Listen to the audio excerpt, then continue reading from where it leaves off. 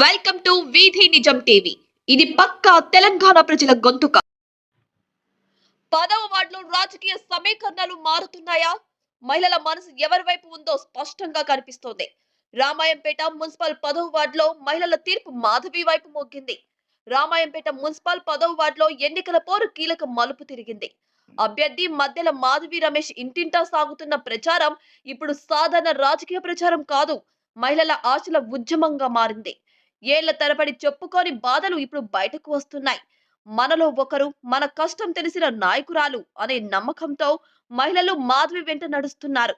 ఈ క్రమంలో 10వ వార్డులో నిర్వహించిన భారీ ర్యాలీ రాజకీయంగా ప్రత్యేక ఆకర్షణగా నిలిచింది. ర్యాలీలో మహిళలే ముందు వరుసలో నిలబడి నినాదాలతో వార్డును ఉర్రూతలూగించారు. ఈ ర్యాలీలో తిరుపతి రెడ్డి, సుప్రభాత్, పల్లె జితేందర్ గౌడ్, భాజా చంద్రం, కొండల్ రెడ్డి, ఎస్కే హైమద్, అస్ముద్దీన్, కన్నాపురం కృష్ణగౌడ్ తదితరులు పాల్గొని మాధవి రమేష్ కు సంఘీభావం ప్రకటించారు. 10వ వార్డులో మహిళా శక్తి కదలిక స్పష్టంగా కనిపిస్తుంది. ఈ కదలికే ఫలితాన్ని నిర్ణయిస్తుందా అన్న చర్చ రాజకీయ వర్గాల్లో జోరుగా సాగుతుంది. మహిళల మద్దతుతో మద్దెల మాధవి రమేష్ గెలుపు దిశగా అడుగులు వేస్తున్నారనే అభిప్రాయం బలంగా వినిపిస్తోంది.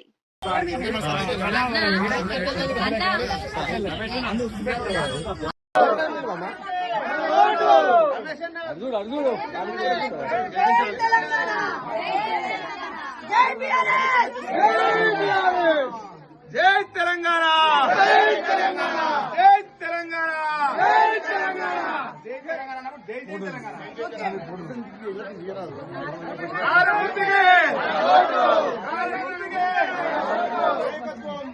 గెలిపిద్దాం, గెలిపిద్దాం, గెలిపిద్దాం, గెలిపిద్దాం. ఉన్నప్పుడు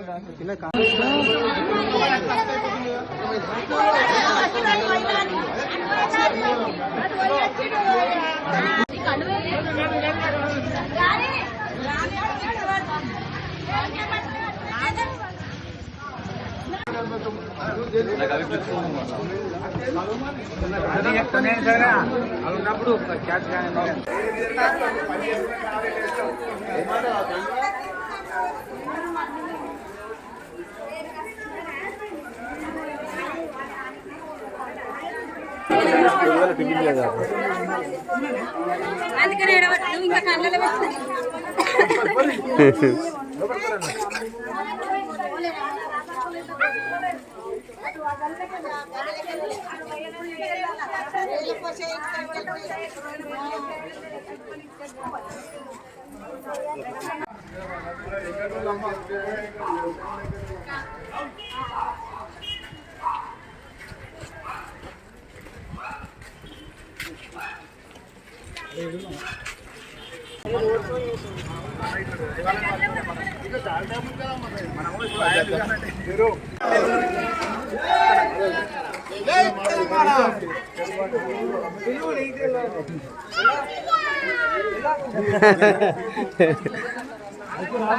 అస్నుద్దీన్ ఫోన్ లేపుతారు. అస్నుద్దీన్ ఫోన్ లేపుతారు.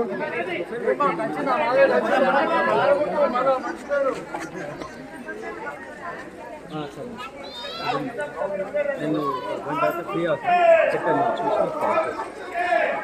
అంటే ఉండు సిట్టింగ్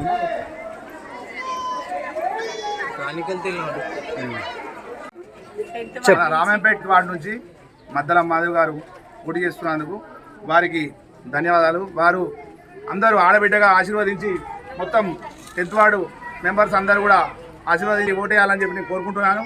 జై తెలంగాణ. నేను మద్దెల మాధవి గారికి నిలబడ్డాను. మీ అందరికీ కారు గుర్తుకే ఓటు వేయాలి. ఏది కానీ ఏది ఉన్నా నేను పనులు చేసి చూపిస్తాను. కారు గుర్తుకే మన ఓటు. జై తెలంగాణ. ఎవరు వచ్చినా రాకున్నా ఇవాళ ఉన్న శాసనసభ్యులు రోహిత్ రావు గారిని గెలిపించడానికి ఆ రోజు ఇప్పుడు ఏదైతే మా దౌర్జన్యంగా మా ఈ రామాయంపేట పట్టణంలోని కాంగ్రెస్ పార్టీ గుంజుకుండ్రో వాళ్ళంతా ఆ రోజు బీఆర్ఎస్ పార్టీలో ఉండి అటు పద్మా దేవేందర్ రెడ్డి గారిని భ్రష్టు పట్టించి ఆమె ఓడిపోవడానికి ముఖ్య కారణం వాళ్ళే. ఈరోజు నమ్మించి కాంగ్రెస్ పార్టీలోకి వచ్చి ఇవాళ ఆ రోహిత్ రావు గారిని కూడా నమ్మించి భ్రమల్లో ముంచి ముంచడానికే కాంగ్రెస్ పార్టీలోకి వచ్చిర్రు. కాంగ్రెస్ పార్టీ ముంచడానికి వచ్చి చివరికి ఎట్లుందంటే కాన్స్టిట్యున్సీలోనే నేను 30 సంవత్సరాలుగా ఎవరు ఎమ్మెల్యే ఉన్నా నేనే బీఫామ్లు ఇచ్చేది. కాన్స్టిట్యున్సీ అంతా తిరిగి అన్ని మండలాల్లో, మున్సిపాలిటీల్లో, మెదక్ మున్సిపాలిటీ కూడా ఇన్ఛార్జ్ నేనే ఉన్నా. అటువంటిది నాకు మున్సిపల్ చైర్మన్ లాస్ట్ నిమిషం దాకా ఇస్తామని చెప్పి, ఆ తర్వాత వైస్ చైర్మన్ ఇస్తామని చెప్పి, అది కాకుండా లాస్ట్కు నేను నా పరిస్థితికి వచ్చిందంటే 5వ వార్డు నా టికెట్ నాకి మా బిడ్డ నిలబెట్టుకుంటా, మా బిడ్డను ప్రచారం పెట్టుకున్నా అని మతిలాడి కాళ్ళు మొక్కి దండం పెడితే కూడా నీ వార్డు టికెట్ కూడా నీకు ఇయ్యము, నువ్వు మున్సిపాలిటీలో ఉండొద్దు. నేనెందుకు ఉండొద్దు అంటే నువ్వు అభివృద్ధి కార్యక్రమాలు చేస్తున్నావు, వరదల్లో తిరుగుతున్నావు, ఒక్కనివే నీకు ఒక మంచి పేరు వస్తుంది ఊర్లో పట్టణంలో, నువ్వు ఉండొద్దు, మా అందరితో కుమ్ముక్కై ఉంటేనే ఉండాలి, లేకుంటే లేదని కొంతమంది నాయకుల దుష్ట ప్రవర్తన వల్లే ఇలా ఎమ్మెల్యే గారు మారిపోయి వాళ్ళ చేతిలో పార్టీని పెట్టడం జరిగింది. అంటే కాంగ్రెస్ పార్టీని కూడా భూస్థాపితం చేయడానికి వాళ్ళు కంకణం కట్టుకుని ఆ పార్టీలోకి వచ్చారు. వాళ్ళ చేతిలో ఇలా కాంగ్రెస్ పార్టీ కూడా బంద్ అయిపోయింది. వాళ్ళు అభివృద్ధి చేయరు, ఏం చేయరు. మీ అందరికీ తెలుసు, గత 6 నెలల క్రితం వరదలు వచ్చినప్పుడు, వినాయక చవితి అప్పుడు కూడా ఊరు మునిగిపోయే పరిస్థితుల్లో ఒక్కరిని ఉండి పోలీస్ అధికారుల సహకారంతో, ఫైర్ అధికారుల సహకారంతో, అన్ని డిపార్ట్మెంట్, రెవెన్యూ డిపార్ట్మెంట్ సహకారంతో పనిచేయడం జరిగింది. తప్పితే ఒక్క నాయకుడు, కాంగ్రెస్ నాయకుడైన నాయకుడు ఒక్కరు ఇళ్ళకి వెళ్ళి బయటకు రాలే, పూజలు చేసుకుంటూ ఇళ్ళలో పడడం జరిగింది. ఇదే అక్కల్ బస్తీ, ఈ బస్తీ మునిగిపోయే సమయంలో మోరిలల్ల చేతులు పెట్టి మేము బురద తీయడం జరిగింది. నేను ఎస్ఐ గారికి ఇట్లా ఆ రోజు ఎస్టీ హాస్టల్, గిరిజన హాస్టల్ మునిగిపోయే సమయంలో పెట్రోల్ కనుక అందులో 10 నీళ్ళలో మునిగిపోయిన ఇద్దరం, ఎస్ఐ గారు నేను, కానిస్టేబుల్ వచ్చి మన అడుగుబట్టి పుంజడం జరిగింది చనిపోయే పరిస్థితుల్లో. అటువంటి పరిస్థితుల్లో మేము పనిచేసుకుంటూ వస్తే ఇవాళ చివరి రోజుల్లో మమ్మలను నిండా ముంచి ఇవాళ అటువంటి పరిస్థితుల్లో బీఆర్ఎస్ పార్టీ నాయకులు పద్మా దేవేంద్ర రెడ్డి గారు అయితేనేమి, హరీష్ రావు గారు అయితేనేమి, మన కేటీఆర్ గారు అయితేనేమి, తిరుపతి రెడ్డి గారు అయితేనేమి, మా ఇన్ఛార్జ్ రవీంద్ర, వీళ్ళంతా ఇంటికి వచ్చి అన్నా నీకు న్యాయం జరగాలన్నా, పట్టణ ప్రజలకు న్యాయం జరగాలన్నా నువ్వు రాజకీయాల్లో ఉండని తప్పుకునే పరిస్థితికి వచ్చింది, రాజకీయాలకు తప్పుకుంటా అని అన్న సమయంలో వీళ్ళంతా ఇంటికి వచ్చి బతిలాడడం జరిగింది. నువ్వు తప్పుకుంటే రామాయపేట పట్టణం దొంగల చేతిలో పోతుంది, ఖచ్చితంగా నేను నిలబెడతాం, నువ్వు పట్టణ ప్రజల తరఫున పోరాడు, నీకు అండగా మేము అందరం ఉంటాం. అర్ధరాత్రి పిలిచిన ప్రజల కోసం నేను ఎన్నడూ పదవులు ఆశించలేదు. కాంగ్రెస్ పార్టీలో 40 సంవత్సరాలన ఎప్పుడు ఒంటరి పోరాటం చేయడం జరిగింది. కాంగ్రెస్ పార్టీలో చివరికి ఎమ్మెల్యే టికెట్ నాకు ఇస్తా అన్న రోజు కూడా వీళ్ళు చివరికి వస్తే ఎమ్మెల్యే గారికి కూడా నేను సహకరించి తప్పుకొని ఎమ్మెల్యే గారిని గెలిపించడం జరిగింది. పదవుల కోసం నేను ఎప్పుడు ఆశపడలేదు. ఇవాళ ఈ పట్టణ ప్రజలు, ముఖ్యంగా యువతరం, మా వయసు అయిపోతుంది, 60 సంవత్సరాలు 50 సంవత్సరాలకు వచ్చినాం. రేపటి యువతి యువకులు ఈ పట్టణంలో బాగుపడాలన్నా, ఈ పట్టణం బాగుపడాలన్నా ఖచ్చితంగా ఒకటే ట్రెండింగ్ చేసుకొని బీఆర్ఎస్ పార్టీ అభ్యర్థి ఎవరైనా సరే 12 వార్డులో గెలిపించినట్టయితే ఈ పట్టణం బాగుపడుతుంది. నేను అండగా ఉంటాను, మాట ఇస్తున్నాం మీ అందరికీ. నా చివరి గొంతులో ప్రాణం ఉన్నంత వరకు 12 వార్డుల్లో బీఆర్ఎస్ అభ్యర్థిని గెలిపించాలి. నా ప్రాణం ఉన్నంత వరకు పట్టణ ప్రజలకు అండగా ఉంటాను. మన పట్టణాన్ని బాగుపడదాం. ఇవాళ మన రెవెన్యూ డివిజన్ లేదు, నియోజకవర్గం పోయింది. ఇవన్నీ పోయినాక కూడా మనం పోరాటం చేయడం జరిగింది.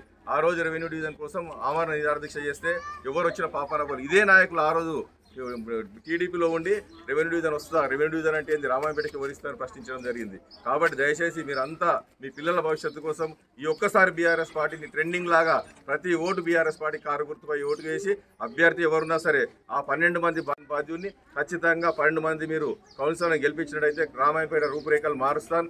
మీరు వాళ్ళు అంటుండొచ్చు అభివృద్ధికి నిధులు ఏడికలు వస్తాయి, ఖచ్చితంగా నిధులు వస్తాయి.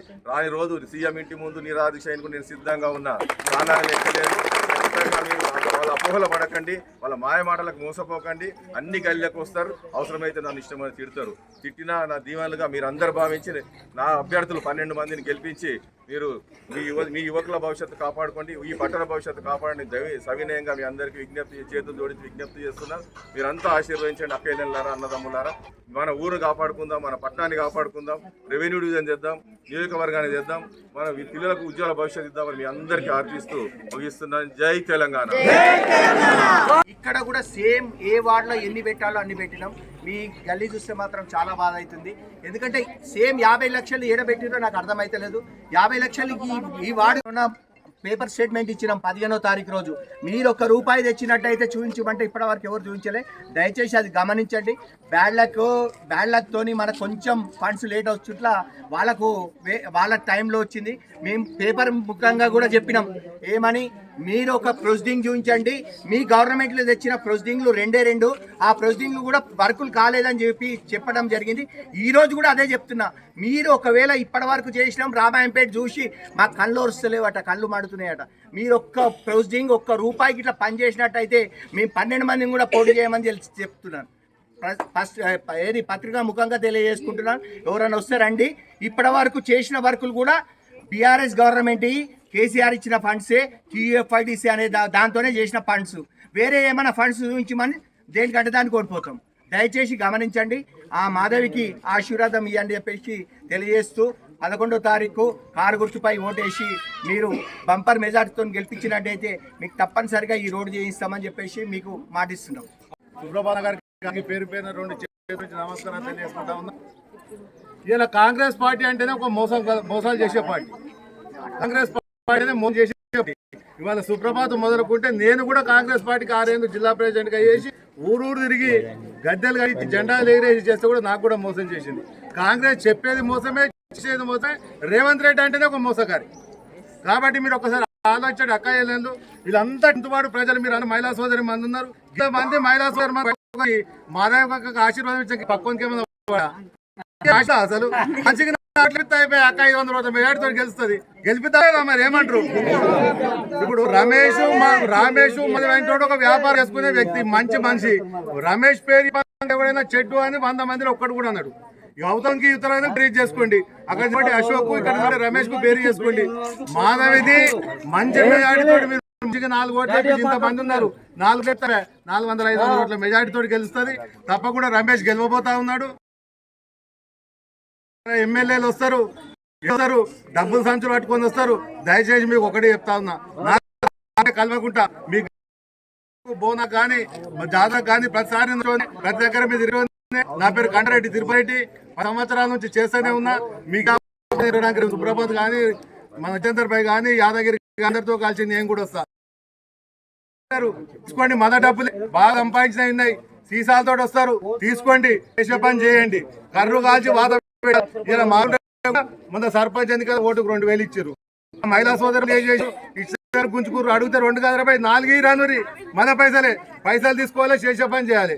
రమేష్ రేపు మీరు ఇందు కట్టుకున్న అభివృద్ధికి మంచైనా చెడైనా రూపాయి తీసుకుంటూ అయితే కాడు. అన్ని విధాలు ఉన్న వ్యక్తి. మాదేవి కూడా చదువుకున్న అమ్మ, మీ అందరికీ కూడా వాదన ఉంటుంది. తప్పకుండా మన 13వ డేట్ నాడు ఏదైతే ఎన్నికలు ఉన్నాయో ఆ రోజు వచ్చి ఓటేసి అమ్మాయి వస్తుంది. రిజల్ట్ కూడా జైతయాత్ర చేసుకుందాం. 11 నాడు ప్రతి ఒక్కరం కలిసి మాని గెలిపే అవసరం ఉంది. నేను కూడా వస్తా, మళ్ళీ ఒకసారి మీలోనే మేము కూడా ఒకసారి ఉంటాం. రమేష్ కూడా దూరంగా పక్కూరే. తప్పకుండా కలిసి మాధవి దిగుతామని ఒకసారి చేతి గెలిపి కదా.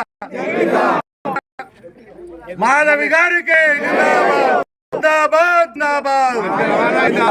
మాధవి గెలిపిస్తారు. కారు గుర్తుకే గీత మధ్య ఎందుకు అడుగుతుంది? ఇంకో డౌట్ ఉందా? ఏమమ్మా డౌట్ ఉందా?